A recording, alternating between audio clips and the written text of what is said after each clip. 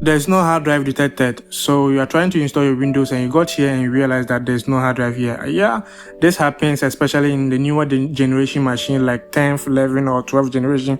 As you can see, this one machine is 12th gen, and mostly what you need is Intel RST, which is Rapid Storage Technology drivers.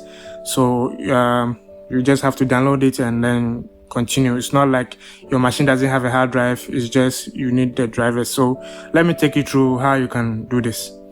Let's go. So first, go to Google and search for Intel Rapid Storage Technology driver. Okay, so for your generation, mine is 12th gen, so I'll just choose the 12th gen version, and then I'll just go ahead and hit on download to download. Yeah. So after downloading, this is the file, but we want it in a extracted form so that we can work with it. But it's already in .exe form. So to get the extracted version of this one, all we have to do is right click on the download folder and hit on open in terminal. And then we go ahead and type this command here. Okay. So it's going to extract you're going to create an extracted version for this software for us. So after that, you hit an enter and then you click on yes.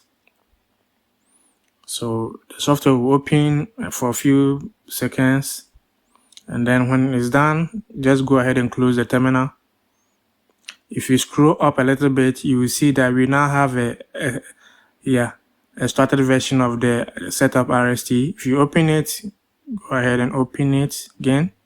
Pin the folder, pin the folder, pin drivers. You will see that this is all what we want. Now we can go ahead and copy the whole file to our USB drive. Yeah. And then you get the USB drive, insert it in our machine, go to load drivers, click on browse, and then select the USB, search for the file that we just copied, this one, expand the Windows, that one too. And now we choose the VMD one, click on OK.